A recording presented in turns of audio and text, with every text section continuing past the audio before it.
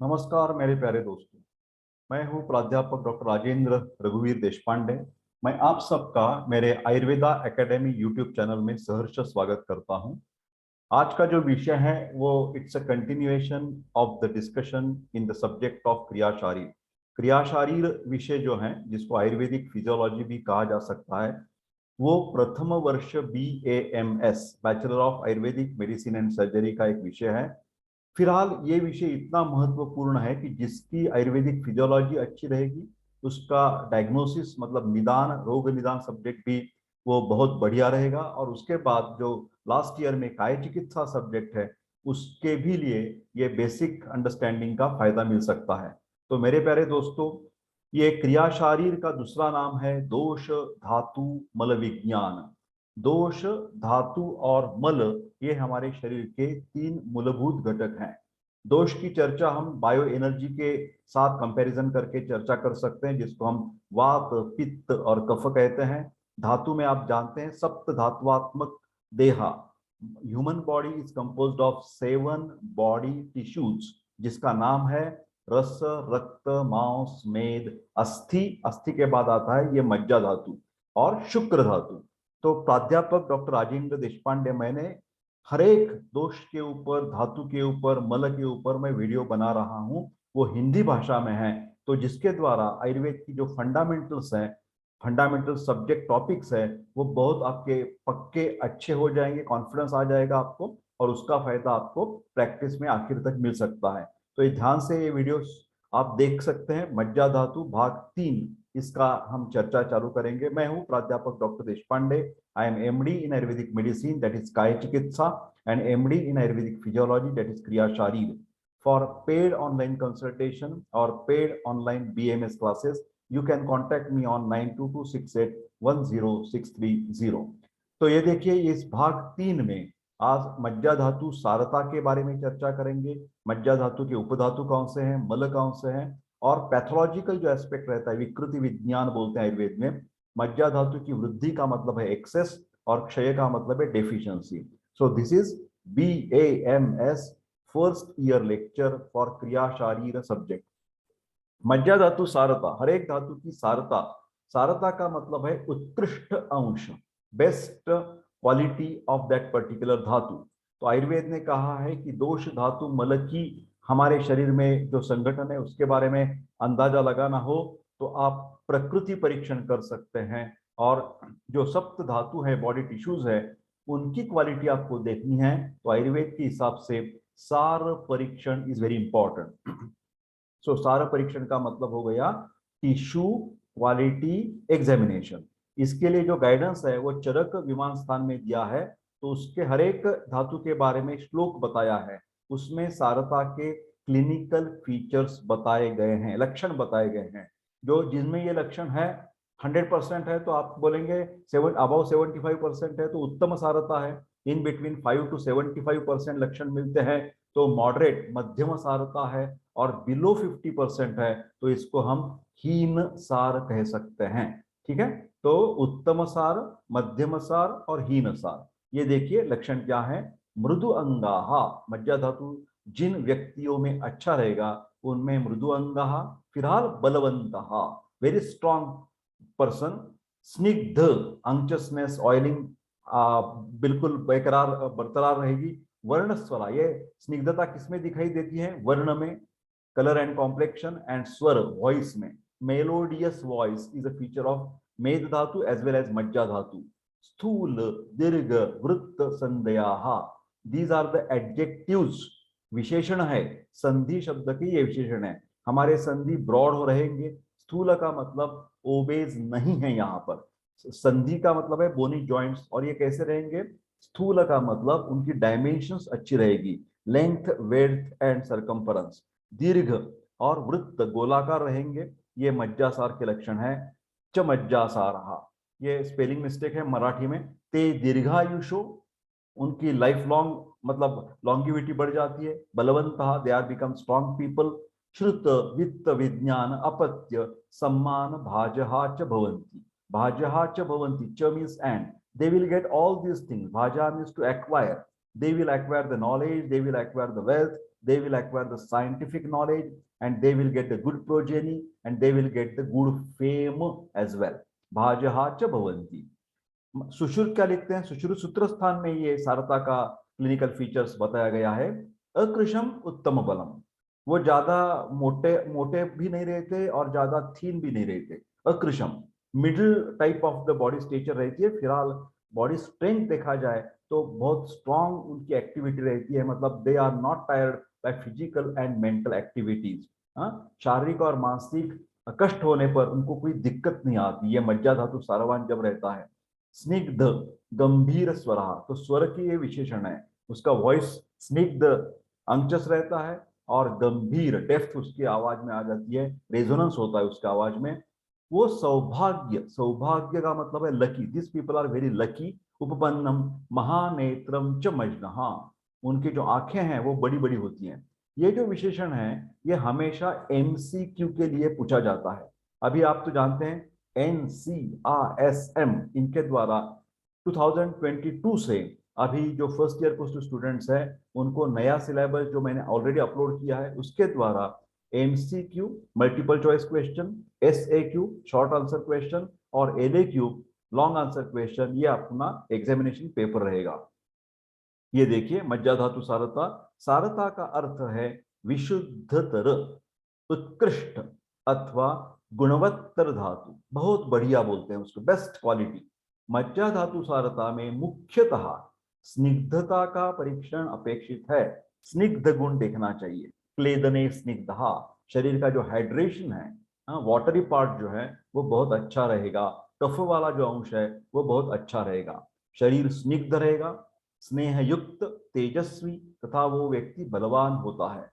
बृहत, सघन, बलवान ऐसे अस्थि संधि होते हैं, बोनी जॉइंट्स। इन व्यक्तियों की विशेषता यह है कि यद्यपि उनका शरीर छोटा दिखता है तथापि वे कामसु, हार्ड वर्कर और बलवान होते हैं। उनमें जो एंड्योरेंस बोलते हैं ना, सहन शक्ति, कष्ट सहने की जो शक्ति है, शारीरिक कष्ट हो या मानसिक कष्ट हो, वो भले भांति वो निभा लेते हैं मज्जा धातु सारवान पुरुष। अभी ये प्रैक्टिकल जब हम प्रैक्टिस में बैठ जाएंगे, हमारी क्लिनिक्स रहेगी, हॉस्पिटल रहेगा, तो पेशेंट को हमें क्या क्या देखना चाहिए, क्या पूछना चाहिए मज्जा धातु टेस्ट करने के लिए। देखना चाहिए कि उस व्यक्ति का शरीर मृदु स्वरूप का होने पर भी बलवान वो व्यक्ति है क्या। वो व्यक्ति बलवान है तो मतलब मज्जा सारवान है। वो व्यक्ति बलवान नहीं है तो मज्जा असार है। ग्रंथ में सार के अपोजिट असार लिखा है। फिर मैं वैयक्तिक रूप से ऐसे मानता हूं कि असार का मतलब बिलो रादर बिलो 20% या 0%।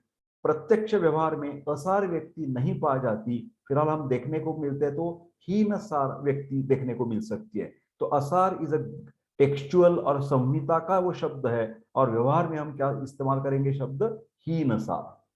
आगे चलकर वो पेशेंट में क्या देखना है आपको, उसका वॉइस कैसा है। वो स्वर जो है वो मधुर है, मृदु है। तो स्वर मधुर और मृदु है तो वह व्यक्ति मज्जा सारवान है। वो स्वर कर्कश रफ है तो वह मज्जा सारवान नहीं है, हीन सार है। शरीर के जो जॉइंट्स हैं, जैसे कि नी जॉइंट देख सकते हैं आप, रिस्ट जॉइंट देख सकते हैं, हाँ बृहत, ये संधि जो है वो बृहत है, वर्तलाकृति है तो मज्जा सारवान है। वो नहीं है बृहत, छोटे छोटे हैं संधि, तो वो मज्जा हीन सार या असार है। अगले वाला क्वेश्चन है, दूसरों की सहसा न सूझने वाली कल्पना या योजना स्वतंत्र रूप से प्रस्तुत कर सकते हैं क्या। व्यक्ति का खुद का दिमाग चलाकर कुछ प्लानिंग वो बना सकता है क्या, कुछ योजना उसके मन में आती है क्या। तो मतलब उसकी जो बुद्धि है वो स्वतंत्र तरीके से काम करती है या नहीं करती है। तो if your intelligence is very unique, is very independent, then you are मज्जा सार। आपकी ब्रेन की जो ताकत है, क्योंकि मस्तुलुंग is a main part of your body which is made up from the मज्जा धातु, ऐसे आयुर्वेद ने कहा है। तो आयुर्वेद के हिसाब से मज्जा और मस्तुलुंग या ब्रेन, उसका बहुत गहरा संबंध है। वो व्यक्ति स्वतंत्र रूप से कुछ विचार नहीं कर सकती, दे आर ऑलवेज डिपेंडेंट, केवल दूसरों ने बताया हुआ कार्य संपन्न करने में order followed, he cannot give the orders, orders देने वाली व्यक्ति मज्जासार होती है, ऑर्डर्स फॉलो करने व्यक्ति मज्जाहीनसार होती है। मज्जा धातु बलवान है या दुर्बल, अगला क्वेश्चन है। आपकी भूमिका, मतलब जो पेशेंट है या व्यक्ति है उसकी भूमिका सलाह देने की है या नित्य दूसरों के सलाह लेने की है। सलाह देने वाली व्यक्ति जो है वो मज्जा सारवान है, because his intelligence, his brain is working very strongly positively. And सलाह लेने की जो सब हमेशा आदत रहती होगी तो उसकी इंटेलिजेंट पावर्स जो है, धी धृति स्मृति, वो थोड़े कम तरीके से हो सकते, मतलब मज्जा धातु हीनसार या दुर्बल है। मज्जा धातु हीनसार या असार होने पर ये जो उपद्रव मैंने बताए हैं वो हो सकते हैं जोड़ों में दर्द, आर्थराइटिस टाइप ऑफ कंप्लेंट, चक्कर आना, मतलब भ्रम बोलते हैं ना, हाँ, फेंटिंग या गिडीनेस हो सकता है उस व्यक्ति को, बेहोशी या ग्लानी, बार बार फेंटिंग अटैक्स आ सकते हैं, जरा ज्यादा धूप में गए तो फेंटिंग अटैक आ सकता है, रात को जागरण हुआ तो फेंट आ सकती हैं, या कुछ ज्यादा मेंटल स्ट्रेस हो गया तो उसको बिल्कुल परेशानी हो सकती है। स्मृति भ्रंश, मेमोरी लॉस, चाहे वो ओल्ड एज में हो या चाहे मिडिल एज में हो, कहीं भी जो मेमोरी लॉस है, जैसे कि डेमेंशिया बोलते हैं, सिनाइल डेमेंशिया, या उसका सीवियर स्वरूप है अल्जाइमर्स डिसीज, ये बिकॉज ऑफ द मज्जा धातु डेबिलिटी। मज्जा धातु उसमें अच्छा नहीं है। ज्ञानेन्द्रिय एवं कर्मेंद्रिय, ज्ञानेन्द्रिय आप जानते हैं, श्रोत्र, त्वक, चक्षु, रसना, घ्राण। श्रोत्र कर्ण, त्वक स्किन, चक्षु आईज, श्रोत्र त्वक चक्षु, रसना का मतलब टंग, एंड घ्राण का मतलब नोज। ये हो गए ज्ञानेन्द्रिय जो सेंसरी ऑब्जेक्ट्स को कलेक्ट करते हैं, और कर्मेंद्रिय जो है वो आज्ञा देते हैं, मोटर ऑर्गन्स बोलते हैं उसको। वाक, पानी, पाद, पायु और उपस्थ, इसको आयुर्वेद में कर्मेंद्रिय बताया है।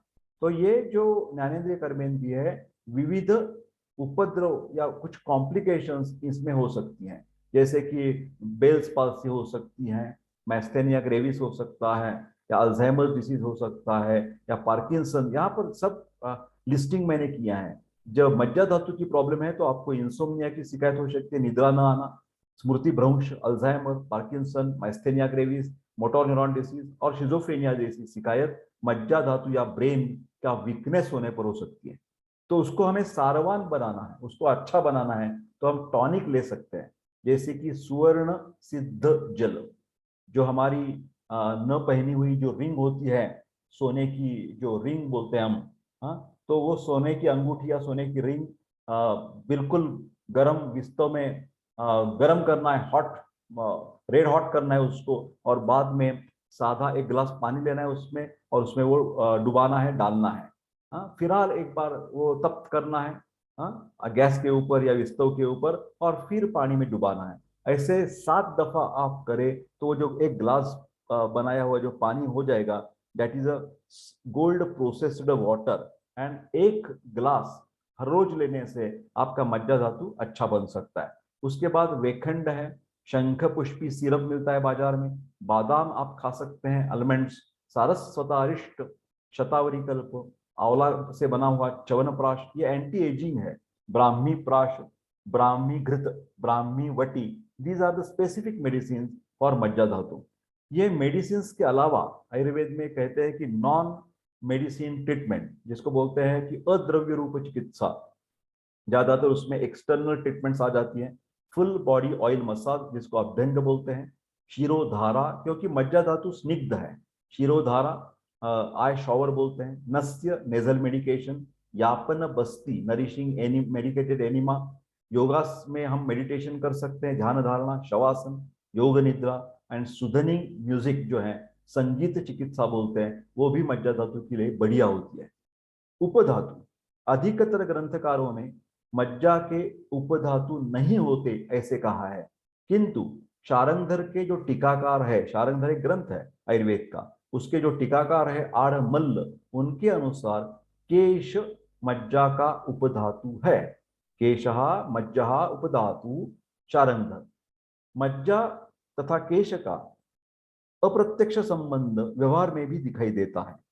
जो भी व्यक्ति अति विचार, अति चिंता करती है तो उसका परिणाम ये जो केश है उसके ऊपर आ जाता है, उसमें रुक्षता बढ़ जाती है, और मन और बुद्धि पर भी इसका असर होने से ये सब प्रॉब्लम आ सकते हैं। मन और बुद्धि का प्रमुख स्थान मस्तिष्क है, और मस्तिष्क ये मज्जा प्रधान अवयव है। मस्तिष्क मज्जा प्रधान अवयव होने से मज्जा की रसायन स्वरूप की चिकित्सा करने पर केश पतन की शिकायत कम हो सकती है। केश के विषय में जो अन्य ग्रंथकार हैं उन्होंने कैसे उल्लेख किया है? चरक कहते हैं कि केश जो है वो अस्थि का मल है, उसका मज्जा धातु नहीं तो बिल्कुल अस्थि के संबंधित है, कैल्शियम या इससे संबंधित है, अस्थि धातु से, पार्थिव घटक से, प्रोटीन से कनेक्टेड है। सुश्रुत बोलते हैं हाँ सही है चरक का, केश ये अस्थि मल है। वाग्भट भी वही कहते हैं कि केश ये अस्थि मल है। और हम जानते हैं कि जब भी बोन डेंसिटी कम हो जाती है, अस्थि क्षय हो जाता है, आपका ब्लड की जांच की जाए और ब्लड में कैल्शियम देखना चाहिए, serum calcium, serum vitamin D3 का परीक्षण करना चाहिए, आयरन का परीक्षण करना चाहिए, तो उसमें आप देखेंगे कि जिन व्यक्तियों में बोन डेंसिटी कम होती है उसमें केश पतन की शिकायत ज्यादा रहती है। डल्लन बोलते हैं कि शुक्र मल करके श्मश्रु का उल्लेख उन्होंने किया है। श्मश्रु में दाढ़ी और मूंछ के केश आ जाते हैं, और इसका संबंध अभी भी हम व्यवहार में देख सकते हैं कि जिन व्यक्तियों की अंडकोश निकाल देने पर अथवा जो हमारे टेस्टिस जो हैं वो संकुचित होने पर उसका परिणाम दाढ़ी मूंछ पर हो सकता है, क्योंकि it is a hormonal imbalance, testosterone की कमी होने की वजह से यह शिकायतें पैदा हो सकती है। धातु मल, मज्जा धातु के जो मल हैं, मज्जा स्नेहो अक्षि विट त्वचाम, अक्षि विट त्वचा, इसमें क्या देखना है हमें? स्नेहता, स्निग्ध गुण। स्निग्ध गुण चरक तथा वाग्भट के अनुसार नेत्र, अक्षि मतलब नेत्र, विट मतलब पुरुष, और त्वचा मतलब स्किन, इसमें उपस्थित स्नेहांश हमें देखना है। सुश्रुत एवं शारंधर के अनुसार नेत्र में उपस्थित किट्ट तथा त्वकगत स्नेह ये मज्जा मल है। ये स्निग्धता अप्राकृत या कम होने पर नेत्र और त्वचा, इनमें रुक्षता आ जाती है, और इनके जो फंक्शंस है, उनकी जो कार्य है, उसमें भी विकृतता आ सकती है। जैसे कि नेत्र को जब रुक्षता ज्यादा हो जाएगी, स्निग्धता कम हो जाएगी, मज्जा धातु का क्षय हो जाएगा, तो रूखा रूखापन या ड्राइनेस ऑफ द आईज बोलते हैं, एस्थेनोपिया बोलते हैं। Asthenopia that is tiring of the eyes. जब भी आप मोबाइल ज्यादा देखते हैं, टीवी ज्यादा देखते हैं, तो उससे क्या हो जाता है? हमारी आंख की ये मज्जा धातु का क्षय हो जाता है। इसी तरह स्किन में भी हम टेस्ट कर सकते हैं। It's because of the what you can say the air pollution. Air pollution से क्या हो जाता है? उसका इफेक्ट त्वचा पर पड़ जाता है, और धातु, मज्जा धातु के बारे में भी विकृति आ सकती है। ये देखिए, मज्जा धातु की विकृति देखते समय हम दो चीजें देखते हैं, मज्जा की वृद्धि या मज्जा का क्षय। वृद्धि का मतलब है unwanted pathological excess, and this is pathological deficiency. ये जो वृद्धि और क्षय है वो तीन तरीके से होते हैं, द्रव्यतः, गुणतः, कर्मतः, by substance, by properties and by functions. Okay, तो मज्जा धातु की वृद्धि ये किस लिए, कैसी होती है? तो उसके लिए विकृति के कारण जानने के लिए तथा उसकी चिकित्सा करने के लिए सामान्य विशेष सिद्धांत के द्वारा ये हम समझ सकते हैं। जैसे कि सुश्रुत में कहा है कि मज्जा वृद्धि जब हो जाएगी तो मज्जा सर्वांग नेत्र गौरवम। तो ये जो गौरवम सफिक्स है तो दोनों के लिए एप्लीकेबल है, सर्वांग गौरव एंड नेत्र गौरव। गौरव का अर्थ है जड़ता, हेवीनेस। तो मज्जा वृद्धि होने से समस्त शरीर में या आंख में जड़ता उत्पन्न होती है। मज्जा वृद्धि में ये जड़ता क्यों उत्पन्न होती है? तो क्या हो जाता है? पूरे शरीर का जो स्निग्ध गुण है उसमें अधिक क्या जाता है? अधिक अति स्निग्धता के कारण शरीर के सूक्ष्म और अति सूक्ष्म स्रोतों में उपलेप, अवरोध निर्माण होता है, और उसके द्वारा इंद्रियों की कार्य शक्ति तथा कार्य प्रवणता के लिए अवकाश, स्पेस कम पड़ने से, आवरण आने से गौरव, क्रियाशैथिल्य अथवा कार्यहानि दिखाई देती है। नेत्र और मस्तिष्क मज्जा प्रधान अवयव होने के कारण उन पर यह प्रभाव ज्यादा दिखाई देता है। उसकी चिकित्सा कैसी करनी चाहिए? मज्जा वृद्धि दूर करने के लिए स्निग्ध के विरोधी रुक्षण चिकित्सा करनी चाहिए। मज्जा धात्वग्नि सुधारक कुछ द्रव्यों का इस्तेमाल करना चाहिए, जिसमें एक वेखंड प्रमुख रूप से हम जान सकते हैं। अगली वाली बात है मज्जा धातु क्षय। उसकी लक्षण वाग्भट ने कही है, चरक सूत्र स्थान में है और सुश्रुत सूत्र स्थान में, सभी के सूत्र स्थान में यह श्लोक मौजूद है। वाग्भट अष्टांग हृदय, चरक सूत्र स्थान और सुश्रुत सूत्र स्थान। अस्नाम मज्जनी सौशीर्यम भ्रम तिमिर दर्शनम।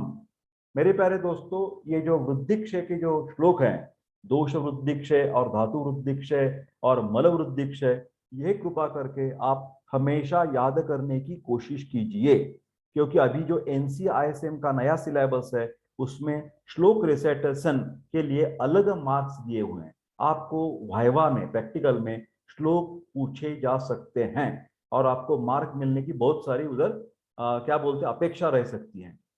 शीर्यन्ते इव च अस्थिनि दुर्बलानि लघुनि च प्रततम वातरोगिणी क्षीणे मज्जनि देहिनाम। मज्जाक्षय अल्प शुक्रता पर्व भेदो अस्थिनि ही तोदो अस्थि शून्यता च। आप ध्यान से देखिए यहां सब पर क्या लिखा है। ये मज्जा धातु किसके आगे आता है? अस्थि धातु के आगे आता है। तो मज्जा धातु का क्षय, इसका मतलब उसके अस्थि धातु में भी कुछ ना कुछ प्रॉब्लम है। और अगला वाला जो धातु है शुक्र, उसके ऊपर भी कोई ना कोई असर होने वाला है। तो अस्थियों का पूर्ण कम होने से अस्थि सौशीर्य, हॉलोनेस, सुशीरता बढ़ जाती है। हाँ, बोन डेंसिटी कम होना मतलब अस्थि सौशीर्य। बोन डेंसिटी कम हो जाती है, अस्थि संधियों में रिक्तता की भावना आ जाती है और जो बोनी जॉइंट्स है उसमें पेन चालू हो जाता है, आर्थराइटिस, जोड़ों में दर्द होता है। मस्तिष्क की स्निग्धता कम होने के कारण पोषक अंश की प्राप्ति नहीं होती।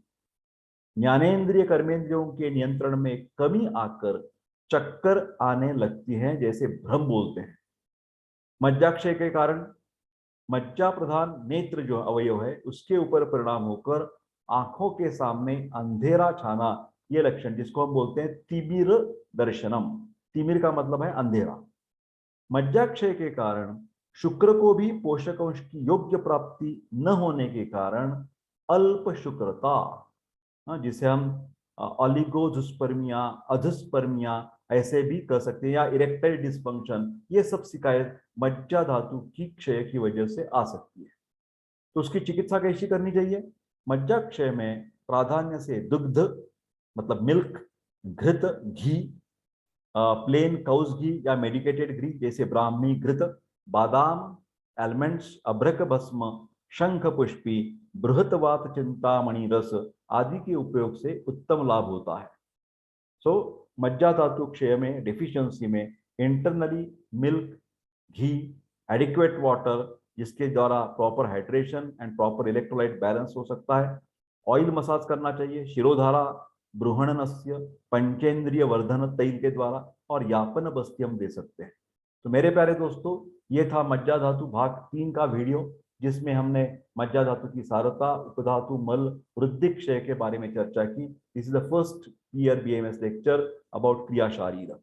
तो आप, मैं विनती करना चाहता हूं कि आप भाग 2 के ये मज्जा धातु गुण, प्रमाण और कार्य की जो चर्चा है वो भी देखिए। भाग 1 में मज्जा धातु का नाम, निरुक्ति, पर्याय, स्थान, संगठन, स्वरूप, धातु प्रकार, परिणमन, परिणमन काल, इस सब चीजों का भी अच्छी तरह से पढ़ाई कर ले। तो मेरे प्यारे दोस्तों, ये वीडियो आपको अच्छा लगा होगा तो आप लाइक शेयर जरूर कीजिए, और don't forget to subscribe my YouTube channel Ayurveda academy and press the bell button icon to get the interesting videos day after another. Thank you very much and take care. I wish you all the best for your studies, for your exam, and for your practice as well. Thank you. Take care.